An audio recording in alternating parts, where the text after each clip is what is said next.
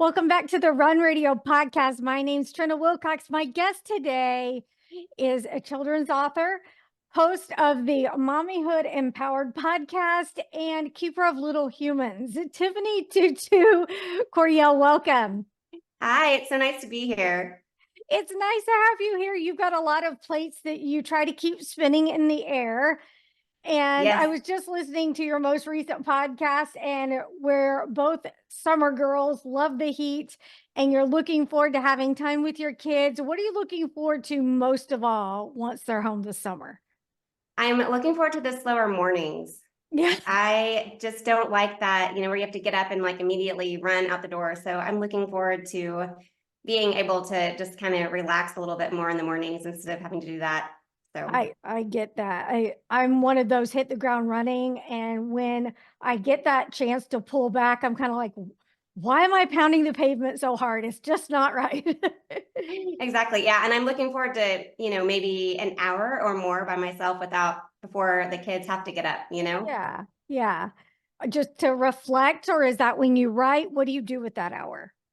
So usually with that hour, it depends, it depends on the day, but usually I will write or I'll do exercise. It's something that gets my mind where I feel like I did something for me that day. A lot of times that's whenever I use that time for devotions and reading. It really helps me be able to get through the rest of my day. If I have a little bit of me time at the very beginning and feel like I got in something for myself, I can give out to other people so much easier. Well, exactly. That feeding into yourself so you can put out is really important. So it's very That's all wise. right. It's very wise. Something we have in common, we decided to tackle writing a children's book in 2020. Oh, wow. I didn't know that. Yeah. And it was one of those things, I've got the time. I decided to put the words to paper. What was it for you, the process like? Why then? I actually had a little bit more time. Now, I did have two very small children at home at that point. They were 3 years old and 1 year old. So time was to myself wasn't exactly what it might have been for somebody else with older kids. Yeah. But I still had a lot of things that were taken off my plate for me. So a really big thing was I didn't want to listen to people talk about 2020 for the rest of my life and want to cover up my ears and go blah, blah, blah, blah, blah. I don't want to hear you say that. I wanted to make something positive out of 2020. And 2020 ended up being really great for a lot of reasons other than just the fact that I finally wrote that book. But it definitely helped make 2020 something that I'm excited to talk about 2020 now. It doesn't seem like it's something that I don't want to talk about. But yeah, writing the children's book was something that I had always wanted to do since I was a little kid myself. And it was one of those things that I just couldn't get away from. Every year I would put it on my list of things that I was going to do that year. And then it just never happened. And so it would be like rollover minutes. I would just roll it over to the next year, the next year, the next year. All right. And then finally in 2020, I was like, this is happening. So actually it was in April in 2020, and it was a sunny day. It was a nice day. And I remember I had just put my daughter, my 1 year old, down for a nap. And my son was playing behind me with his dinosaurs. And I just pulled my chair out into our backyard in the grass and the sunshine. And I wrote the first draft of the book that is now What Did Your Dinosaur Do Today? So I wrote it about dinosaurs because he was playing with dinosaurs behind me on the back porch. So who knows what the book would have been about if he had been playing with something else. So that's really exciting. Mine was also on I remember it being a hot day because I went out on the deck and I was just focused on going through and making changes, getting like for mine, I used rhyming words. So making sure I got the right words and all that kind of stuff. So, when you had that first draft finish, were you just like thrilled, or were you just a little bit like, you know, I know what's next, which comes a lot of the editing and all that kind of stuff. So what was that like? yeah, I knew that I would want to remember that moment. Yeah. And so I called my son over and he sat in a little chair with me and we took a little selfie. So I love Aw. looking back at that selfie, just knowing that, that was the moment that I had, kind of finished that very, very rough first draft. The final Yeah. product was a lot different than what it was. But that rough draft, I knew I wanted to be able to remember it. And the way I remember things is I take pictures. So that's what I did.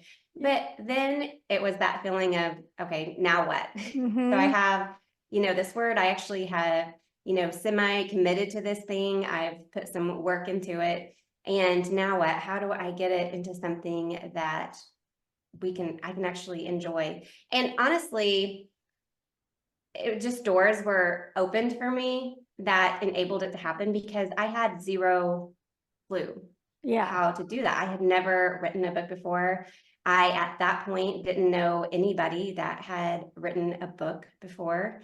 And thankfully, I just, what I did is I just started out on social media. That's what you do these days, right? I took a little picture of my rough draft, one of the pages, and I was like, hey, does anybody know like how to publish a book? And from that, one of my friends said, hey, I know somebody that actually published a children's book. So why don't you contact her and just see? And that person was extremely gracious in helping me figure out what the next step is. And that's why I always, if anybody has a book that they want to do and they don't know what the next step is, then I love helping them, because I would have never been able to publish that book, known where to start, if Yeah. somebody hadn't come along and helped me to. Same. I feel the same way. And people that have written before they get it and they are willing to jump in there and help you. So it's really great to have that community. So with a kid's book, usually one of the biggest appeals, especially to the kids, are the illustrations. So was that something you already knew an illustrator, or did you need to get connected one, or did it cross your mind to do it yourself? It did not cross my mind to do it myself. Okay. I cannot even draw a stick figure person, and that's not a lie. It's very much the truth. It doesn't look like much. So nobody would want to write a book or read a book that I had illustrated.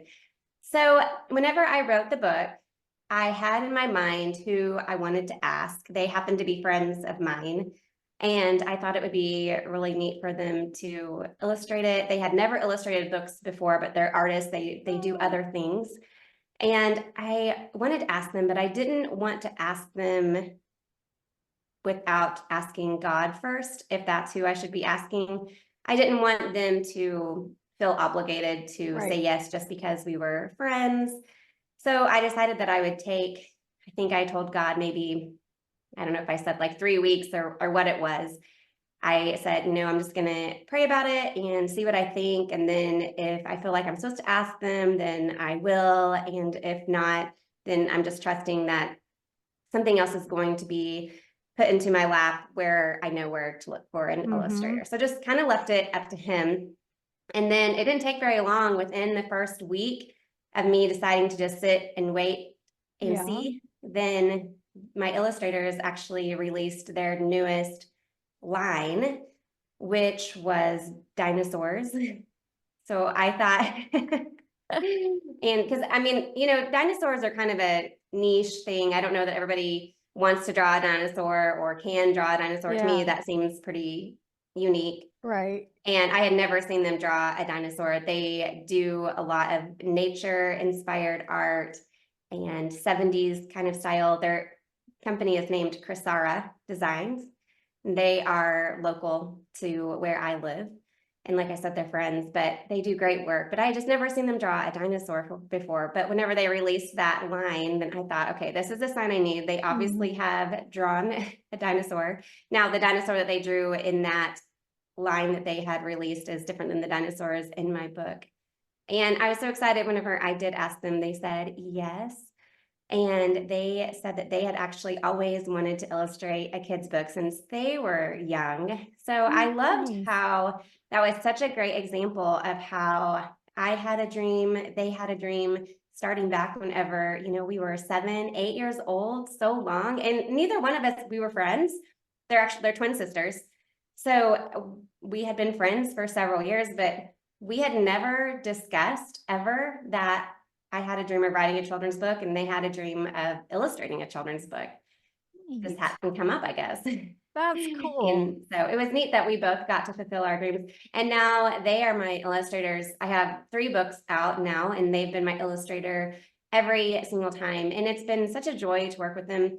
I think it's really important to be able to trust the person that you're handing your words over to, Yes. and just knowing without a shadow of a doubt that they're going to make something beautiful from it and make your words come alive. Because like you said, kids, they want to see the pictures.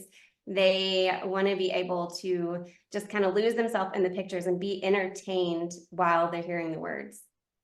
So you had some built-in critics with your kids. Did you get instant feedback from them, or did you kind of tweak it and then just go about it yourself? How did that work? So the only book that I've really involved the kids in much is that first one. It's the Mhm. dinosaur book. And my son, he really did help me go back and forth with the rhyming words. You know, it was me and him most days. And because it was 2020, so we were kind of in the house together. I didn't have a lot of interaction with anybody else. My husband was at work. And so whenever I needed to like bounce ideas off of him for the rhyming of words and what we should use, then I would ask him, and he would always give me his opinion. He was only 3, but he was really into it. Mhm. And he Oh, would give me his nice. opinion on it. And the book really, I think it took a lot of pressure off of me, because I never imagined that I would publish that first book for mass consumption. I really just intended to write my child a book and Oh, just have him think, how cool is that my mom wrote me a book and it's on his bookshelf. And then I thought, I'll pass it out to our friends and things like that. But I never assumed that it would be anything that I would want to release out into a larger market at all. And so it really took a lot of the pressure off. I was really writing that book specifically for him. A lot of the wording in that, the things that the dinosaur does, it takes it through a day of a child, essentially, like the little moments of the day, the ways that kids play, the mhm. ways that I saw my son playing really honestly for the first time. Because ever since that he had been born, we spent time together, but he was always in a childcare situation. And this was the first time the childcare place, it closed down. So it Yeah. was me and the kids for the first time. And I'm grateful for it, because it made me realize all the little things I had been missing about the ways that he played, about the ways that Hmm. he thought, about the ways he interacted with his toys and the world around him. And so I was able to incorporate those things into the book, and it's kind of seen through the eyes of a dinosaur. Probably one of the favorite pages in that book is whenever there's a T-Rex sitting on a Yeah. toilet. Yeah. And it's that page is in there because my son finally potty trained during 2020, and it was such a good time. I'm so excited. So that's probably, and it's a funny picture too. But it was just him, watching him, and the book was specifically for him. So yeah, he definitely helped me.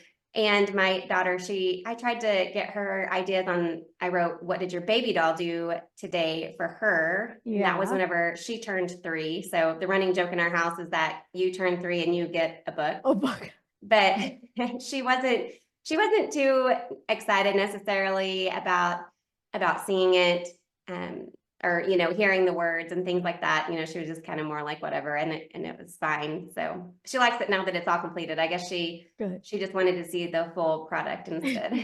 She has a different vision. She wants to Yes. see the And finished. thankfully by that time I had already published 1 book, so Yeah. I kind of knew I had more people in my life that could help me edit it instead of a Yes. 3-year-old. Right. So although my 3-year-old was a lot cheaper Yeah, no kidding. in some ways. What was it the feedback from your son, the reason you kept going and deciding to, make it available to other people and to also write more? Or was it just because you enjoyed the process and the passion so much?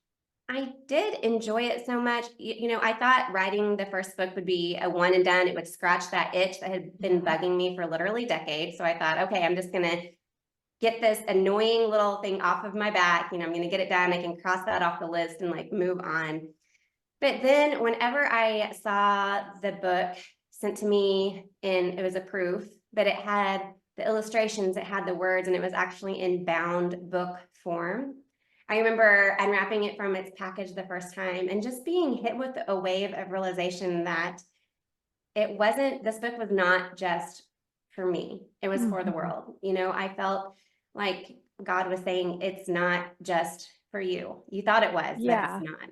And so I said, okay, you know, but if you, again, it was one of those things like, I don't know what to do. I don't know how to get it into the world. I know how to get it into my son's hand at this point, but I don't know how to get it further than that. And you're going to have to take care of that for me too, because I don't even know enough to know where to look. And again, God was so gracious about literally dropping people in my lap that could help out with that. And then after that, it just, you know, the scratch, the itch was not completely scratched. And I decided to write the baby doll book for my daughter. And then my latest book that actually is released just very recently. It's What Did You Talk to God About Today? And I always say that is for all the children of the world. And it's a great, it's my favorite yet, I think, actually. Really? That's neat. Okay. Tell me a little more about it. So in that book, it helps kids understand that they can talk to God about anything. And so it just kind of goes through some things that might be going through a kid's heads, maybe some things that they wouldn't even think about talking to God about. You know, maybe they lost a cat, maybe they got a scrape on the playground, maybe a friend made them cry, hurt their feelings. Or maybe there's a sleepover that's coming up that they're really excited about, or they're trying out for a school play. But just getting the kids really used to being able to comfortably talk to God. It's really a conversation, just knowing that He's there with them, whether it's on the playground or whether it's in bed right before they go to bed. And this book has children from different nationalities that are kind of portrayed, and it's set in a beautiful outdoorsy setting. So like, for example, the sleepover page, the kids are covered in big leaves. And there's one where it talks about singing a song and the child is in a waterfall that's coming down. So it's just really fun. Again, back to the illustrations. They're just great. Good. And that's already released. People can go find it. It is. Yeah, it's available for pre-order right now as we speak, but May 14th, it should be available for actual purchase on Amazon, Barnes and Noble online. So those are two of the typical places that people find them. Yeah. Let's talk a little bit about your podcast. When was Mommyhood Empowered born? Yes, that was born, let's see, it's been about a year and a half almost ago. Okay. So I released it, it was in February, I guess that would have been of 23. Okay. And that was something that had been in my mind to do for a while. I love listening to podcasts, love it, love it. And then it was, again, that slow little voice, that thing that wouldn't leave that said, you should have a podcast. You know, I don't know if you've ever had these things, but you just keep trying to push it away and go, oh, that's for somebody else. That feels too big. That feels like it's not something that I have time for, or would even know what to talk about for so many times. Because, you know, you start it and yeah, maybe you have something to talk about for the first episode, but then you've got a whole lot of more episodes to fill up. And so again, it was one of those things that you know, it all comes back to God for me. Like, okay, like if you're calling me to this, then that's okay. I'm going to say yes, but then I'm going to need you to sustain it. I'm going to need you to give me the power and the strength and the creativity and the ideas for this to be something lasting. And I love watching him come through every single time. But yeah, the podcast I've enjoyed it actually way more than I expected.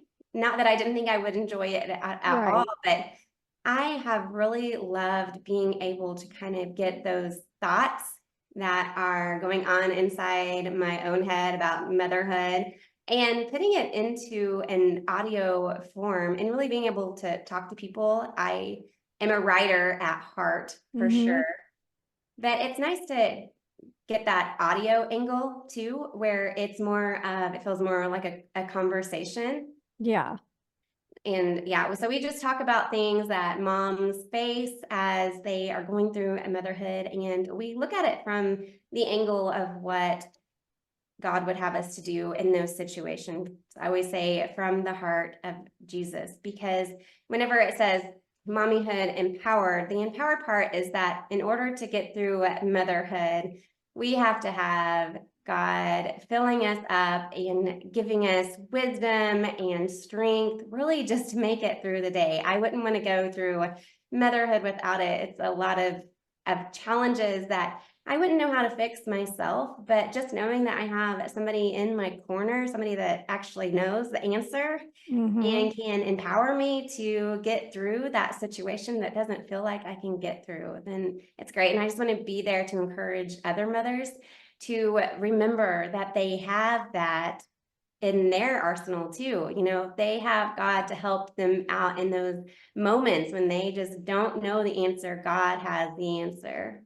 And it's usually do you usually have guests, or is it typically just, Yeah, it has just been me. Actually, this coming summer, yes. then I am going to start having guests for the first time, and I'm super excited about it. I was gonna I say, think I it's going gotta to be hand great. it to you. It's tough to just go on by yourself and keep, I mean, kudos for being able to do that. Yeah, well, I mean, I'll be honest, the main thing that why I haven't had the guests on is just because, technology, and it Yeah. makes me nervous. Oh, yeah. It's just something I haven't done yet. But just like when I recorded the first podcast, it's like, I hadn't done it and I didn't know what to do, but it was actually very easy. I always say everybody can, if you have a book that you want to write, you can write the book. If you have a podcast that you want to put out, you can put the podcast out. You really can. You So many can. things in our lives, we think they're so much bigger until we actually do them and we're like, oh, that wasn't actually so big. So I know that as soon as I do have a guest, and I'm going to be like, that was so easy. I could have had guests like forever Yeah. ago. But that's okay. But It's yeah, I'm super also, looking forward to it because I just love hearing other moms' views on things and the yeah. ways that they do things. And I think it just gives us all ideas. Even whenever I just meet a friend for coffee or a play date and we're just talking casually, I feel like I always leave with some kind of inspiration for how I can just make a little bit of change into my motherhood and make it better for us. Well, and you probably do that for whoever you're having coffee with. That sense of community is everything. And just like what you're saying, in everything we do, whether it's, family, the endeavors we go on, we have this idea, and then it's like, all right, I've got to turn this over to God and the universe because I'm going to need help on it, and let's see where it goes. And when Yes, it can turn exactly. into Yeah. these great things, it's fantastic. What's been one of your favorite podcast topics that you've covered? One of your favorite shows? Oh, that would be hard to choose. I think I've really liked season 2 whenever I talked about imitating Christ, how Okay. moms can imitate Christ in our own lives. And the thought behind that is that our kids imitate us, whatever Hmm. it is that we do, for the good or the bad. I mean, even if it's the way you walk or the way you use your hand motions, I mean, kids, they imitate you. And so it's really important for moms to be imitators of Christ, because then whenever our kids imitate us, they are really imitating the nature and the character of Christ. And that's going to be so much easier than just sitting down and just teaching your kids, like, here's the 5 ways to forgive people. But whenever they can actually, in which that's fine, you can definitely tell them the 5 ways, or whatever many, but whenever they can just watch you living those things out in your own life, it just becomes so natural for them. And if we can, everything that I do is just setting my kids up for that future success. I don't think kids are too young to ever learn anything.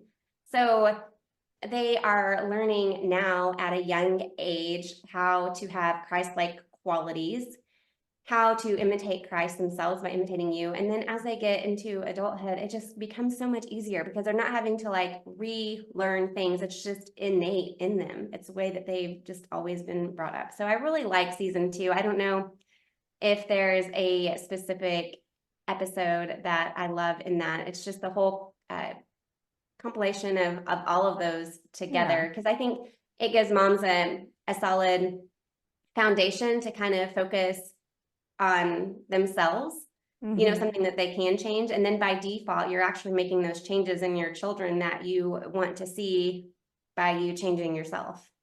You've probably already had a lot of proud parent moments. You're going to have more, but what's one that stands out right now so far that you're like, wow, my little sponges did get that from me and my husband, or whatever the case is? What's something that has stood out to date? Yes, I think that probably the biggest one that I can remember right now, Yeah. it happened a couple of months ago, and I had gotten an email from a library in Wisconsin, Okay. and they said that they had chosen my What Did Your Dinosaur Do Today book as their from Missouri. I guess they were choosing like one book from each of the states. It was during like a Dr. Seuss week. I can't remember what it America, I think is maybe what the called.